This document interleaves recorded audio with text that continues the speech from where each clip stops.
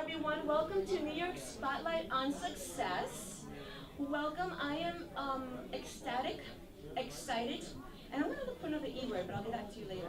I don't know about you, but I was mesmerized by my guest's performance, and we have two beautiful ladies here tonight. I was saying before that I am so fortunate to be surrounded by two gorgeous, fantastic, talented, gorgeous women. And I think that vicariously, I'm going to take some of that good stuff that you have. But here, You have it, baby. You have it already. here on New York Spotlight on Success is all about infusing inspiration to everyone here. And I'm going to have my beautiful two guests introduce themselves. And I think you already got to see a little bit of Daisy Joplin. Daisy, welcome. It's wonderful, wonderful to be here. I've just heard a little bit about this beautiful. Already inspired by your story, so I hope we're going to hear it again. Yes, we're going to hear it again. I want to introduce also to you Gail King. And I want to ask you, Gail, this beautiful outfit that you have, and as beautiful as you are, can you tell us a little bit about why and who you are? And I'll steal the mic from you when I'm ready. Absolutely. I'm a person who has dedicated a life to teaching, always believing in our youth. However, when I retired, I wasn't quite sure what I was going to do. I entered a pageant, my very first one, Miss New York Senior America, and lo and behold, I won. Went on to win the national title, and then from there decided to use the title to help others. It started with ageism. I wanted to show that women over 60, and I am 63, do not just fall down. They can get up and they can do great things. Absolutely. And thank you. And with that, I decided to use this particular title to help others. I am a breast cancer survivor of 38 years. And again, I said thriver instead of survivor because I'm a survivor with attitude, she's a thriver. And I wanted to make sure that everybody knew that cancer did not define me. It was something that I had, it was not who I was. In addition to that, I became a model, actress, and motivational speaker and author. Wow. I mean, I am so awed at that incredible list there on your resume. Does it fit in one page? It doesn't have to. You don't need a regular resume. You're definitely outrageously talented. And as we were saying earlier, we had our beautiful Daisy Joplin performance. And I want to ask you the same question that I asked Gail. Who are you? What would you like to share with the world? Because it will be seen by the world. No pressure, just your performance. But you know what? I think that's familiar to you, isn't it? You're used to performing for the world. I guess, well, the most people I ever performed for at one time was 30,000 people. That was twice. That's no small number, Daisy. It's an unbelievable experience, and I'm working towards making that happen again. At least a few thousand. I don't know. Everybody knows that I'm Diana Navarro, the host of this beautiful New York Spotlight on Success show, do psychic and intuitive work. And I am feeling that that's going to happen beyond your wildest dreams. And I'm on the record.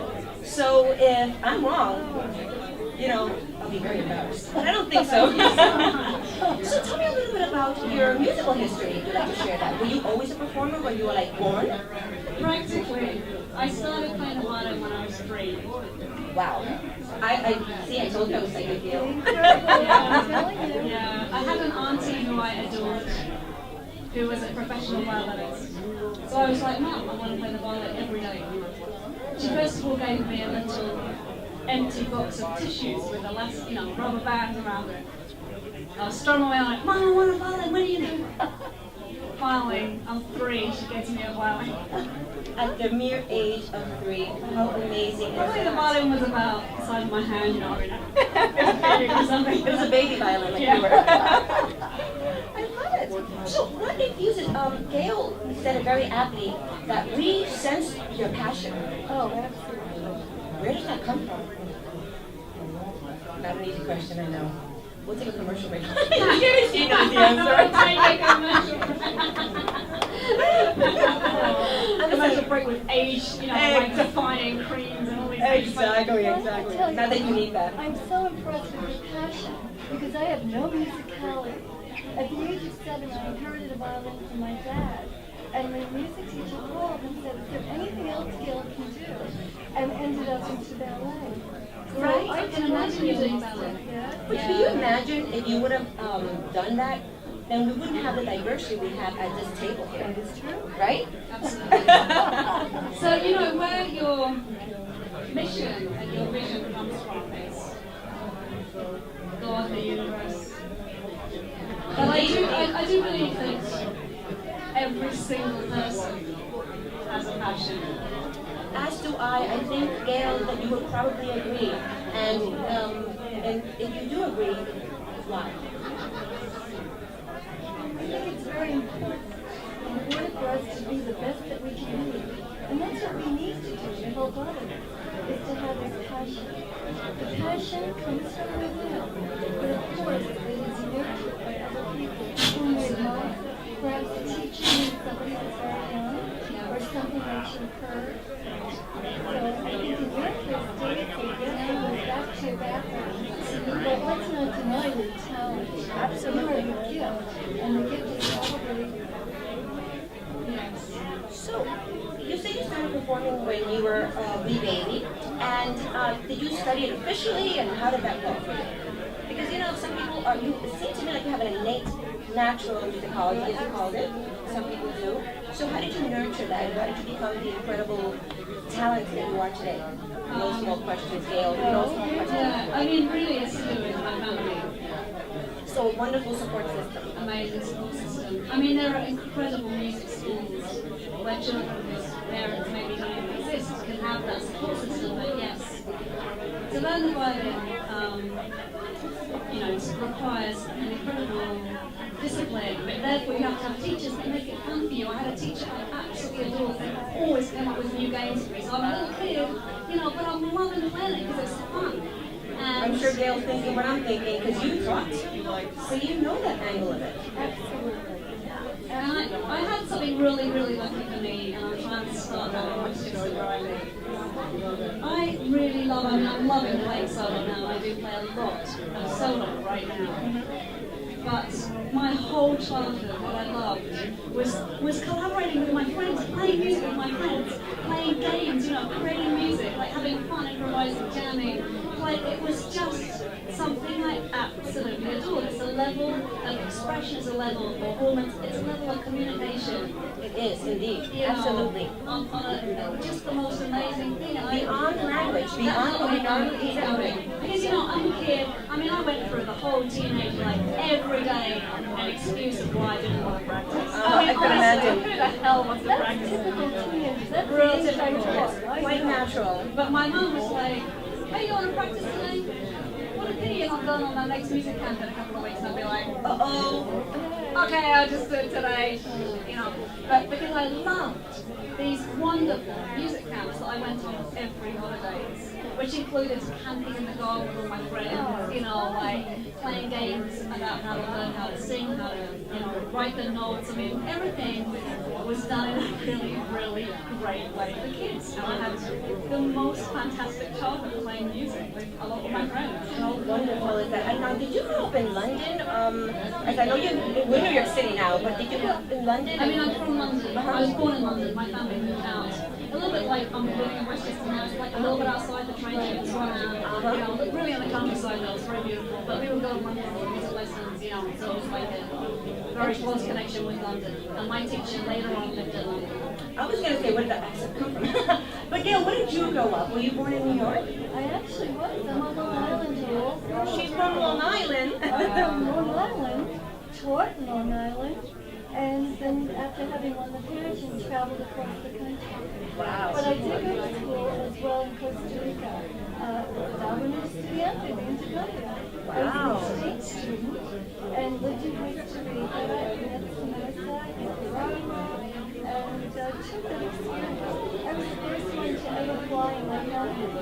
I knew there was something out there. For you. And beyond, and that's what I wanted. So, you just read my mind. I was going to ask you, did you know what you were going to do? I mean, did you ever envision? How did you know? Well, I knew I was going to be a teacher because I was the child that lined up all the dolls and played school. Oh, I love that. School. I was thrilled with that. To me, that was more important than anything growing up. And my love of animals. Yes, we share that as well. However, I really didn't know about the pageant. I had read about it after volunteering in a hospital, and someone had said you should do this, and I did. And it turned out to be an incredible experience. You do have to step outside the box. You have to try new things. And the worst thing that can happen is you have something to talk about with other people. Wow. I did not expect to get to this point. I remember the first time a significant other and I, Shelley, we were walking and I looked at a newspaper and I said, oh, that looks like me. And he said, that's because it is you. Wow, what a story. Crazy thing. I mean, another time I toilet paper attached to my shoe and that put me on the edge. One of my favorite things to do. So you suddenly become in the public and it's totally different. But I love it because given only the 15 minutes of fame, you can almost make one celebrity, but very important to take that and help others. It makes you very conscious. Like, just in my little area, I'm kind of known now because I've been there a couple of years. And I go out, and most times I go out and people know me. And it does make me very conscious of being where I want to be. Because I always want to develop. Now, I had a question for you because I know that Gail mentioned loving animals, which you love animals, and I know that you work with children to some degree. Yes. What would you like to share about that with us? It's something so magical for me. Because as you just said, you get inspired to do something, not knowing where it's going to lead you. Honestly, so I'm from London, worked in London, very successfully for a few years, but then I got this job out in Indiana, but doing exactly what I'd always dreamt to do, which was playing in a small group. We went free and creating our own music, and we were signed to B&G, and we traveled the whole world, we played everywhere, and the Hollywood films. So I moved out to Vienna, played in that group for 13 years, and we then split up. And at that moment, I thought, well, I'll come back to London, but I got all this work offers in New York City, which is pretty far away. Oh, yeah. And I turned that down for a year, and they kept coming and they kept coming and they kept coming, and it's like something's calling me. But honestly, once I'd done that work here, it's like I wonder why really I've been drawn, to a place which is quite far away. In a way, I mean, everybody in Vienna and in London is in my heart. And I think it's sharing what I've been so blessed to be brought up with. This music, classical music, the violin, everything that's about. I've started sharing it with children in my area in different ways. One is to involve them in the bigger concerts that I play. So I played one concert just about 2 weeks ago in a 1,000-seater theatre. So it's very exciting for them.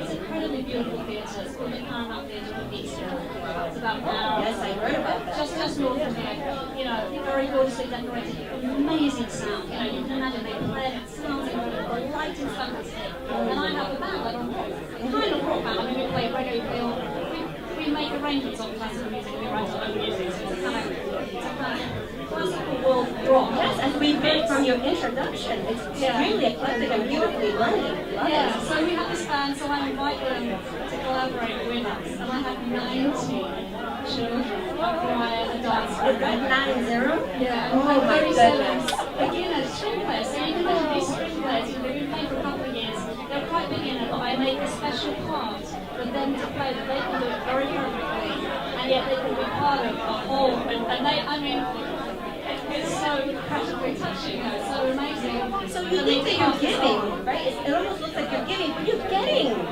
right? So, I'm so grateful to each one of them.